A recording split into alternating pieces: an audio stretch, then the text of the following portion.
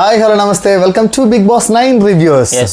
So నేను nominations అయిపోయి చాలా హాట్గా అయింది, చాలా పెద్ద పెద్ద గొడవలు జరిగినాయి, మనకు కావాల్సిన స్టఫ్ అంతా కూడా నేను వచ్చేసింది.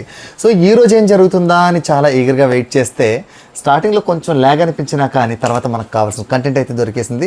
అదేంటో కొంచెం క్లియర్గా డీప్గా మాట్లాడదాం. బట్ ఫస్ట్ ఆఫ్ ఆల్ మనం ఏంటంటే చాలా ఎపిసోడ్ ఈరోజు నాకేం పెద్ద ఏం స్టఫ్ ఏం కనిపించినప్పటికీ కూడా అక్కడక్కడ కొన్ని కీ ఎలిమెంట్స్ ఏదైతే ఉన్నాయో దానికోసం మనం సపరేట్గా మనం డిస్కస్ చేద్దాం. సో ఫస్ట్ ఆఫ్ ఆల్ ఏంటంటే నాకు లాస్ట్ టైం ఈ రోజు ఎపిసోడ్ చూస్తే రీతు చౌదరి మన డిమాన్ పవన్ ని ఫ్లడ్ చేస్తున్నప్పుడు నాకు పల్లవి ప్రశాంత్ అని రతిగా గుర్తొచ్చారన్నమాట. So definitely as I guess మనోడు డిమాన్ పవన్ ఏదో ఒక రోజు చదివిపోతాడు ఖచ్చితంగా. సో చూద్దాం, ఏమో అంతా కూడా అంత గేమే, బిగ్ బాస్ మాయ అనమాట. బిగ్ బాస్ బయట అయితే కృష్ణ మాయ అని చెప్తాం, అక్కడైతే బిగ్ బాస్ మాయ అనమాట. ఏమోనబ్బా నాకైతే మాత్రం యాక్చువల్లీ ఇద్దరు లాస్ట్ సీజన్ కి ఈ సీజన్ కి బాగా అనిపిస్తున్నారు. ఫస్ట్ ఆఫ్ ఆల్ ఏంటంటే మన ఎవరైతే భరణి గారు ఉన్నారో మన రామురాతోని సపోర్ట్ చేస్తున్నాడు. లాస్ట్ టైం శివాజీ పల్లవి ప్రసాద్ ని సపోర్ట్ చేశాడు. లాస్ట్ టైం రతిగా పల్లవి ప్రసాద్ నిర్వహణ చేసింది. ఈసారి రీతు చౌదరి చూసారా రా మ్యాచ్ అయింది అనమాట. జరుగుతుందో చూద్దాం. ఏమో అంత ఎప్పటికెప్పుడు ఎడ్యుకేషన్స్ ఎలా చేంజ్ అవుతాయో మనకు తెలియదు కాబట్టి. సో ఈ రోజు జరిగిన హైలైట్స్ గురించి కొంచెం మనం మాట్లాడుకుంటే స్టార్టింగ్ లో కొంచెం చాలా ల్యాగ్ లాగా అనిపించింది. ఏం లేదు, టాస్క్ లేవు, ఏం చేయాలరా బాబు ఈ రోజు అసలు రివ్యూ అన్నట్టుగా అనిపించింది. బట్ ఎపిసోడ్ వరకు అయితే పెద్ద ఏమీ లేదు. బట్ లైవ్ చూడడం వల్ల మనకు కంటెంట్ బాగా దొరికింది. ఇప్పుడు టైం ఇప్పుడు 12:37 అవుతుంది మేము రికార్డ్ చేసే టైం కి, ఎందుకంటే లైవ్ లో చూసి వచ్చాయి ఎపిసోడ్ లో. ఇప్పుడు మేము చూసింది రేపు ఎపిసోడ్ లో వస్తుంది. సో ఇప్పుడు మనం అసలు హైలైట్స్ ఒకసారి మాట్లాడేద్దాం. సో ఈ రోజు హైలైట్లు ఏంటంటే స్టార్టింగ్ లో ఎపిసోడ్ స్టార్టింగ్ లో ఏంటంటే చాలా మోసగా అయిపోతున్న టైంలో మన సంజన గారు ఇమ్మానియల్కి ఒక టాస్క్ ఇచ్చారనమాట. ఫన్నీగా ఏంటి, నేను 1 or 2 days ఇంకా నేను కెప్టెన్గా ఉంటాను, సో నా రూమ్లో ఉన్న థమ్స్అప్ అంతా కూడా నీకు నేను ఇచ్చేస్తాను, బట్ సో ఇంప్రెస్ చేయాలి అని చెప్తే వెంటనే మన ఎలాగో ఇమ్మానియల్కి ఆ స్పాంటినిటీ ఉంటుంది కాబట్టి, కమెడియన్ కాబట్టి తన స్పాంటినిటీతో ఇమ్మానియల్ గర్ల్ ఫ్రెండ్ లాగా, ఇమ్మానియల్కి బాయ్ ఫ్రెండ్ లాగా తనూజ, వీళ్ళిద్దరూ కలిసి ఒక మంచి కామెడీ చేశారు. బాగుంది, ఆ కంటెంట్ మంచిగా అనిపించింది, సరదాగా అనిపించింది అనమాట. సో అది అలాగే వెళ్ళిపోతే ఆబ్వియస్లీ మనం ఈ ఎమానియల్ లాంటి కామెడియన్ ఉన్నప్పుడు అది ఎక్స్పెక్ట్ చేయొచ్చు. ఎక్స్పెక్ట్ చేసినట్టుగానే తను చాలా బాగా పర్ఫామ్ చేశాడు. అండ్ తనుజ కూడా చాలా బాగా తనతో పాటు పార్టిసిపేట్ చేసి చాలా బాగా చేసింది. సో మంచిగా చిల్ అయ్యారు. అండ్ తర్వాత Manish and Tanuja conversation, yes, and Harish and Tanuja, sorry నాకు ఆ వ్యానిష్ గడ్ గుర్తొచ్చేస్తుంది. సో హరీష్ కూర్చొని ఉన్నప్పుడు యాక్చువల్గా పాపం తనుజ అండ్ రీతు ఇద్దరు వెళ్ళారనమాట. సార్ మీరు కొంచెం అందరితో కొంచెం బాగా ఉండండి, ఇదంతా గేమే కదా, అసలు మీ దగ్గర రావడానికి నాకు భయం వేస్తుంది, ఎందుకంటే మిమ్మల్ని నవ్వుతున్నట్టు నేను అసలు చూడలేదంటే ఆయన ఇచ్చినప్పుడు నేను బయట కూడా ఇలాగే ఉంటాను అంటే వాళ్ళ పేర్లు గురించి కూడా వాళ్ళు మాట్లాడుకున్నాను అనమాట. నాకు హరీష్ అనే పేరు నాకు మంచిగా అనిపించింది, అండ్ తనుజ అనే పేరు నాకు స్పెషల్ అని హరీష్ గారు చెప్పారు, ఎందుకంటే మీ ఓల్డ్ గర్ల్ ఫ్రెండ్ అనేసి తను జరిగింది. అక్కడ ఒక చిన్న కాన్వర్సేషన్ జరిగింది. నాకు ఇన్ఫాక్ట్ చెప్పాలంటే ఈరోజు హరీష్ గారు కొంచెం ఒక మనిషిలా కనిపించాడు సీరియస్లీ. అంటే నాకు కూడా అనిపించింది ఎప్పుడు హైపర్ అవ్వకుండా కొంచెం అందరితో కలిసినట్టు, అంటే యాక్చువల్లీ ఒక సంపూర్ణమైన మనిషి ఈ రోజు లోపల దూరాడు. ఈనాళ్ళు మూర్ఖుడు మోనార్కుడు ఒక కనిపించిన సైకోటిక్ ఫెలో అనమాట. ఇప్పుడు కొంచెం బెటర్ గానే ఉంది. లేదు నువ్వు అంత ఆయన దగ్గర నుంచి అంత ఎక్స్పెక్ట్ చేయొద్దు. ఈ రోజు ఏమో ఇంత కూల్గా ఉన్నాడేమో, మళ్ళీ రేపు మళ్ళీ ఆయన పరిస్థితి అంతే, ఆయన పరిస్థితి అంతే, మనీష్ గారి పరిస్థితి కూడా అంతే. ఇక్కడ ఏంటంటే జస్ట్ అప్పుడప్పుడు శరీరంలోకి దెయ్యం వచ్చి అలా మంచిగా ఉండి వెళ్ళిపోద్ది అనమాట. అండ్ మన ఫ్లోరా అండ్ హరీష్ మధ్య కూడా వాళ్ళిద్దరు వచ్చిన కాన్వర్సేషన్ ఏంటంటే బాగా క్లోజ్ అయిపోతున్నారంటే వాళ్ళిద్దరు. అంటే వాళ్ళు అంటే స్టార్టింగ్ నుంచి కూడా ఆయన ఫ్లోరాతోనే కొంచెం బెటర్గా ఉన్నాడు. అదే చెప్పాడనమాట, ఏదైతే డ్రింక్ విషయంలో కానీ షాంపూ అండ్ కండిషనర్ విషయంలో నేనే ఇన్వాల్వ్ అయి ఉన్నాను, దానివల్ల మిమ్మల్ని నామినేట్ చేశారు కదా అందరూ, సారీ అని చెప్పారు. ఏజ్ మ్యాచ్ అవడం వల్ల అంటారా? అలా కాదు, ఏమో అంటే రీజన్ ఏదైనా కావచ్చు, కానీ వాళ్ళిద్దరు అవడం వల్ల హరీష్ గారు సారీ చెప్పారనమాట ఫ్లోరా గారికి. ఏమని, నేను చేసిన వాటి వల్ల మీరు ఎఫెక్ట్ అయ్యి మీకు నామినేషన్స్ పడ్డాయి, సో ఐఎమ్ సారీ అని చెప్తే తను ఫ్లోరా గారి సంగతి తెలుసు కదా, ఆవిడ ఉంది లేనట్టుగా అనిపిస్తుంటుంది అనమాట ఆవిడ కంటెంట్ అంతా, ఏంటి అర్థం కాదు. సో ఇదంతా పక్కన పెడితే అండ్ నెక్స్ట్ ఏం జరిగింది, సారీ మనం హరీష్ నిద్రపోయాడు. Yes. సో సీజన్ మొత్తంలో కూడా ఫస్ట్ ఎక్కడ కుక్క మోగుతుందా అని చెప్పేసి మేమే కాదు హోల్డ్ హౌస్ మేట్స్ కూడా చాలా వెయిట్ చేశారు. బట్ లక్కీగా అందరూ ఎక్స్పెక్ట్ చేసింది ఆ ఎద్దు ముద్ద అవతారం గారు ఎవరైతే ఉన్నారో హరీష్ గారు నిద్రపోయారు. అలాగనేం కాదు, కొంచెం హరీష్ గారి బిహేవియర్ వల్ల మా ఓడికి కొంచెం ఫ్రస్ట్రేషన్ ఎక్కువైంది అనమాట. అంతకు మించి ఆయనకి మాకేం పగలు ప్రతీకారాలు ఏమి, మేము ఎవరికి సపోర్ట్ చేయట్లేదు, మేము ఎవరికి పిఆర్ టీమ్ కూడా కాదు. So no issue. సో ఇదంతా పక్కన పెడితే ఈ రోజు ఏంటి డల్గా నడుస్తుంది అనుకున్న టైంలో బిగ్ బాస్ కరెక్ట్గా టాస్క్లు స్టార్ట్ చేశాడు. నిజంగా వావ్. అంటే ఇది కెప్టెన్సీ కంటెండర్ టాస్క్ అనమాట. సో ఈ టాస్క్లో house mate owners versus tenants మధ్యలో పెట్టాడు టాస్క్. విష్ణు చక్రం విష్ణు చక్రం విష్ణు చక్రం భూచక్రమా సుదర్శన చక్రం అదేదో మొత్తానికి ఏదో చక్రం. కానీ విషయం ఏంటంటే టాస్క్ స్టార్ట్ అవ్వకముందే అందరికి అర్థమైపోతుంది, ఎందుకంటే ఫిజికల్లీ స్ట్రాంగ్ ఉన్న వాళ్ళు ఓనర్స్ చాలా మంది ఉన్నారు. దివాన్ పవన్ కూడా చాలా స్ట్రాంగ్ అండ్ పవన్ కళ్యాణ్ పవన్ కళ్యాణ్ అదే మనీష్ హరీష్ పవన్ కళ్యాణ్ మొత్తం వీళ్ళ నలుగురు కూడా చాలా స్ట్రాంగ్. అండ్ భరణి గారు కూడా చాలా స్ట్రాంగ్. అక్కడ ఫిజికల్ అంతా స్ట్రాంగ్ ఉన్నారు కాబట్టి యునానిమస్గా అర్థమైపోద్ది. ఎందుకంటే అక్కడ వీలు పట్టుకోవాలి, కొంతమంది ఎవరైతే పట్టుకునే వాళ్ళు ఉంటారో అవతల టీం వాళ్ళని పట్టుకోనివ్వకుండా లాగేలాగా చేసుకోవచ్చు. ఈ మన పవన్ కళ్యాణ్ అనుకుంటా పాపం సుమన్ శెట్టి గారిని క్వాలిటీకి లాగేసి పక్కన పడిచాడు అన్నమాట. అదే సో అది స్ట్రెంత్ టాస్క్ ఫార్మాట్. వీళ్ళు వాళ్ళు పట్టుకోవాలి, ఎవరైతే పట్టుకోకుండా ఉంటారో వాళ్ళు ఆపోజిట్ టీం వాళ్ళని లాగేయాలన్నమాట. సో ఇది టాస్క్. ఈ టాస్క్ లో మనకి నేను యాక్చువల్లీ ఏంటంటే చాలా టైం అవుద్ది అయిపోయింది టాస్క్. సో ఇన్ఫాక్ట్ ఆ టాస్క్ పెట్టింది కానీ నాకు ఏమి రాలేదు. అసలు వాళ్ళకి సాటిస్ఫాక్షన్ లేదు, గెలిచారన్న సాటిస్ఫాక్షన్ తప్ప అయిపోయింది కదా. అయిపోయింది. మళ్ళీ ఇంకేదో డిస్కషన్ జరిగింది అక్కడ. అంటే వీళ్ళు చాలా బాగా పర్ఫామ్ చేశారని చెప్పడానికి ఏం లేదు, కాకపోతే ఏంటంటే భరణి గారు అండ్ ఇమానియల్ కాసేపు దొరలేరనమాట. బాగా పాపం ఇమానియల్ షర్ట్ కూడా వస్తుంది. నాకేంటంటే యాక్చువల్లీ ఇప్పుడు ప్రియా కానీ తనుజ కానీ వీళ్ళ సంచాలకుగా నచ్చలే నాకు యాక్చువల్లీ.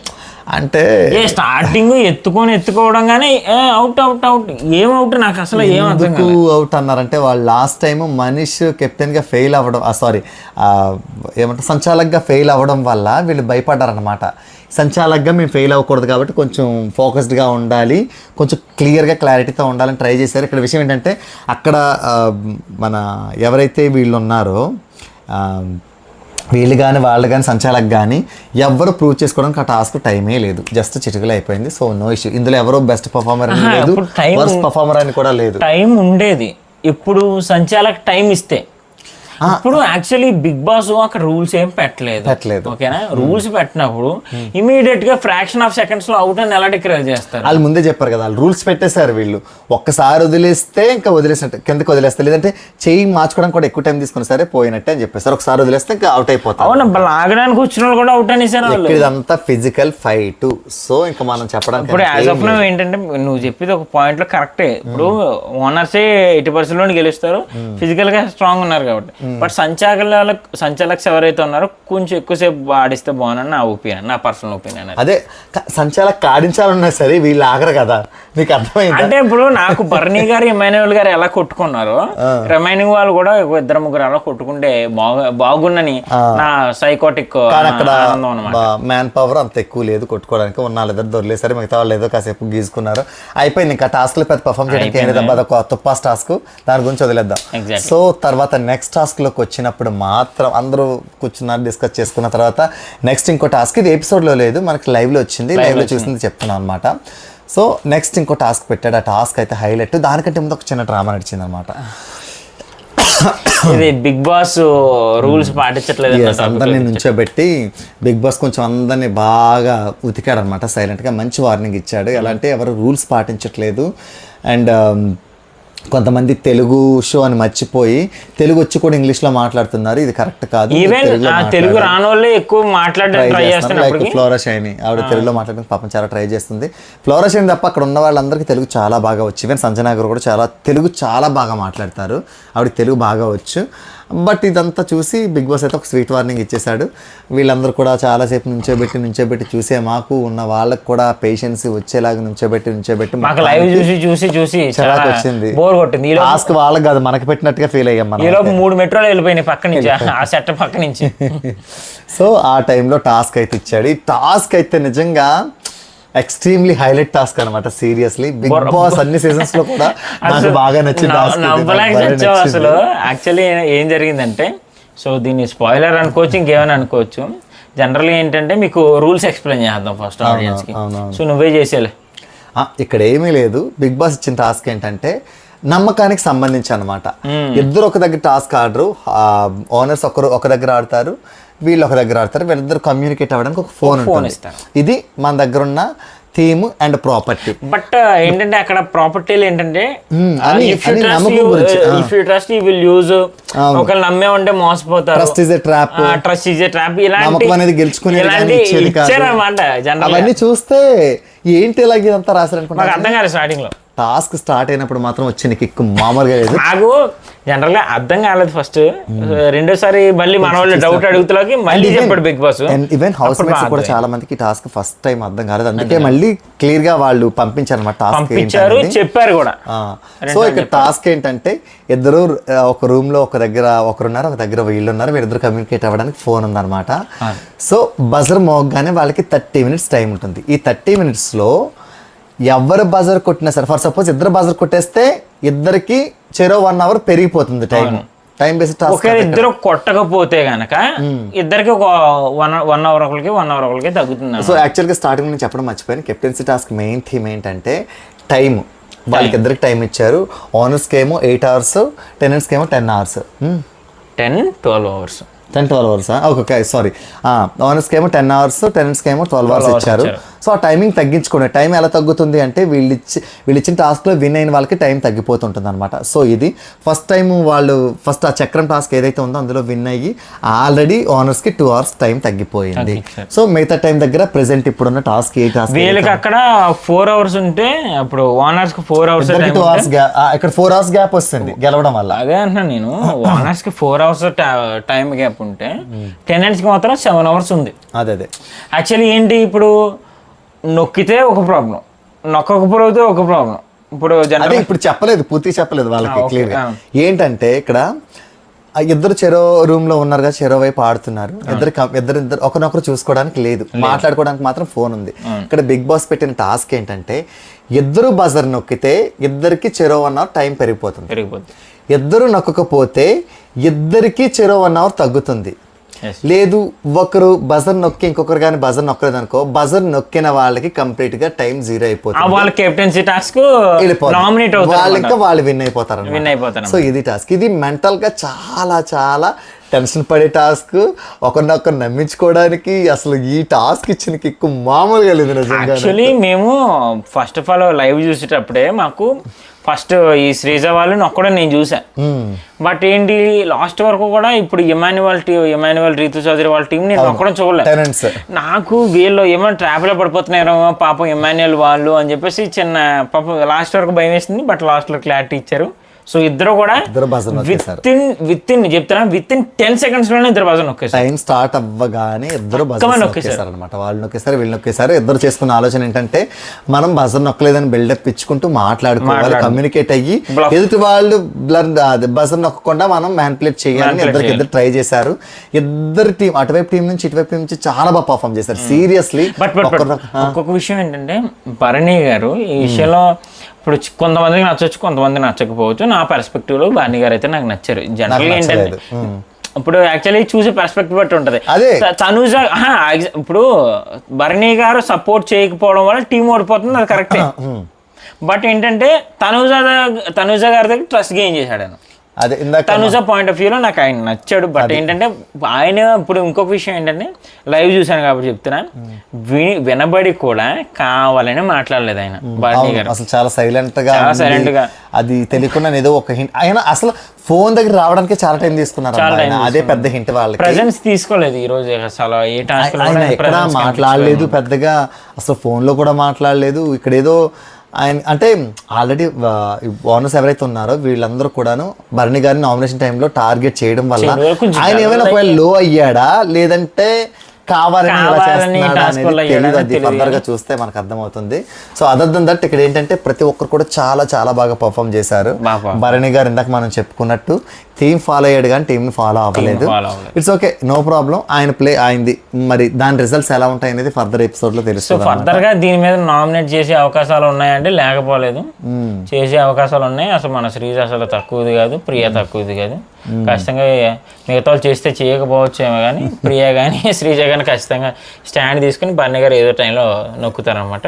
బట్ భరణి గారి నామినేషన్ ఎలిమినేట్ కాకుండా కాపాడుకోవాల్సిన బాధ్యత మంది కాబట్టి సో ఆయనకి చక్క ఓట్లు వేసుకోండి. అంటే ఇక్కడ భరణి గారు అనే కాదు నరేంద్ర, ఎవరైనా సరే మీరు సపోర్ట్ చేస్తున్న మీ కంటెస్టెంట్స్కి ఓట్స్ అయితే ఇవ్వండి. ఎందుకంటే మీరు ఓట్స్ వేస్తేనే వాళ్ళు హౌస్లో ఉంటారు, లేదంటే ఎలిమినేట్ అయిపోతారు. అది ఎవరైనా సరే, నాకు నచ్చిన వాళ్ళకి నేను ఓట్స్ వేస్తాను, మీకు నచ్చిన వాళ్ళకి మీరు ఓట్స్ వేయండి.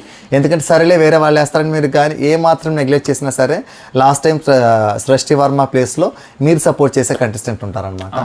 సో ఇది చాలా క్రూషియల్ కాబట్టి కొంచెం ఓట్స్ వేసుకోండి. లెక్కేస్తున్నారు కాబట్టి మీరు కాబట్టి కేర్ఫుల్ గా ఓట్ చేసేయండి. హాట్స్టార్ లో కూడా ఓట్ చేసేయచ్చు కదా సింపుల్ గా. సో ఓట్ చేసుకోండి, మీ కంటెస్టెంట్స్ మీరు చాలా జాగ్రత్తగా కాపాడుకోండి. సో ఇది ఇవాళ ఎపిసోడ్ రివ్యూ. యాక్చువల్గా ఏంటంటే మా ఆలోచన వెరీ సూన్ 1 or 2 days లో మేము కుదిరితే మంచి ఒక స్పూఫ్ వీడియో ప్లాన్ చేస్తున్నాము. సో అది వెరీ సూన్ ట్రై చేస్తాం, వచ్చేస్తుంది ఖచ్చితంగా. అది కంప్లీట్గా ఎంటర్టైన్మెంట్ వేలో ట్రై చేస్తాం. సో మీరైతే ఛానల్ని సబ్స్క్రైబ్ చేసుకోండి, షేర్ చేయండి, వీడియోస్ కొంచెం స్ప్రెడ్ చేయడానికి ట్రై చేయండి. ఉన్న తక్కువ సబ్స్క్రైబర్స్లోనే బెటర్గానే ఉన్నాయి వ్యూస్ అనుకున్న దానికంటే. ఎందుకంటే బిగ్ బాస్ రివ్యూస్ అందరూ చాలా తక్కువ మంది చూస్తూ ఉంటారు. సో చూసిన వాళ్ళు మాత్రం కొంచెం సపోర్ట్ చేయండి. యాజ్ సూన్ యాజ్ పాసిబుల్ మేము ఏం చేస్తున్నామంటే కొంచెం ఆ కంటెంట్ ఇవ్వడంతో పాటుగా మేము అందరికన్నా మిగతా వాళ్ళకంటే కొంచెం తక్కువ టైంలోనే రివ్యూ ఇవ్వడానికి షార్ట్ కట్ రివ్యూ అనమాట. ఓన్లీ హైలైట్స్ మాట్లాడుతున్నాం చేయట్లేదు. చాలా సింపుల్ గా అక్కడ ఏంది ఏంటో అందులో మేము ఎలా ఫీల్ అవుతున్నాం అనేది మాత్రమే చెప్తున్నాము. సో నేను మళ్ళీ అడుగుతున్నాను, ఎపిసోడ్ అయిపోతుంది కాబట్టి నీకు ఎవరు పర్ఫార్మెన్స్ లోగా అనిపించింది? నాకు ఆబ్వియస్లీ భరణి గారి చాలా లో అనిపిస్తుంది ఈరోజు. బాగా ఒక తొక్కలో గుడ్ టాపిక్లోనే ఆయన అన్నిసార్లు కార్నర్ చేసి మాట్లాడడం కానివచ్చు. జనరల్గా ఆయన తప్పు లేనప్పటికీ కూడా చాలా బ్లేమ్ అనిపించాడు. ఆయన నియర్లీ 6 votes ఆయనకి పడ్డాయి. సో ఇట్స్ టోటల్ అన్ఫేర్ అనమాట. సో అందువల్ల మరి ఎందుకే భరణి గారు అయితే ఈరోజు సైలెంట్ గా ఉన్నాడు. చూద్దాం, ఆయన బాగా ఆడట్లేదు, బాగా చేయట్లేదు అని కాదు, కొంచెం లో అయ్యాడు. సో మనం ఒక పని చేద్దాం. జనరల్గా నేను ఒక top 7 లిస్ట్ చెప్తాను, top 7లో ఎవరు వస్తారని చెప్పేసి. సో నీకేమనిపించిందో నా పర్స్పెక్టివ్ మీద నువ్వు ఒకటి చెప్పాలన్నమాట. సో top 7లో వచ్చేసి సంజన గారు ఉంటారు, రాము రాథోడ్ ఉంటాడు, డీమాన్ పవన్ ఉంటాడు. ఓకే, డౌట్ నాకు. ఓకే, రీతు చౌదరి ఖచ్చితంగా ఉంటుంది. డౌట్ నాకు. రీతు చౌదరి, డీమాన్ పవన్, ఇమాన్యుయల్ ఉంటాడు. ఇమాన్యుయల్ ఉంటాడు. భరణి తనుజ, భరణి గారు ఉంటారు. బట్ తనుజ కూడా ఖచ్చితంగా ఉంటుంది. టాప్ 3 కంటెస్టెంట్ తనుజ, ఇది ఫిక్స్ చేసుకోవచ్చు. సో ర్యాండమ్గా వచ్చేసి నేను మళ్ళీ బై మిస్టేక్ మర్చిపోయి ఉండొచ్చు. సో ఫస్ట్ భరణి, తనుజ, సంజన గారు, ఇమాన్యుయల్ గారు, రీతు చౌదరి, డీమాన్ పవన్, రాము రాథోడ్. ఇందులో నాకు డిమాండ్ పవన్ అండ్ రీతు మీద కొంచెం డౌట్ గా ఉంది, వాళ్ళ మధ్య వెళ్ళిపోతారేమో అని. యాక్చువల్లీ ఏంటంటే ఇప్పుడు Bigg Boss as a content ప్రకారం ఏంటంటే ఇప్పుడు తిను డిమాండ్ పవన్ యదవం చేస్తే తప్ప వీళ్ళని అంత త్వరగా తీయడం అనేది నా పర్స్పెక్టివ్. ఎందుకంటే ఏం జరుగుతుంది అనేది ఫర్దర్ ఎపిసోడ్స్ లో లవ్వులు బాగా ఎంకరేజ్ చేస్తారు వస్తాయో మరి ఏమవుతాయో చూద్దాం. మన భరణి గారు మళ్ళీ యాక్టివేట్ అవుతారో లేదో నెక్స్ట్ ఫర్దర్ ఎపిసోడ్స్ లో చూద్దాం. మళ్ళీ చెప్తున్నాను, ఆల్రెడీ ఇది కన్క్లూజన్ ఇచ్చి మళ్ళీ కంటిన్యూ చేసాం మనం. కానీ ఇది ఇవాల్టి మన బిగ్ బాస్ 9 రివ్యూ. రేపటి ఎపిసోడ్ రివ్యూతో మళ్ళీ ముందుకు వచ్చేద్దాం. దానికి వాచింగ్, బాయ్.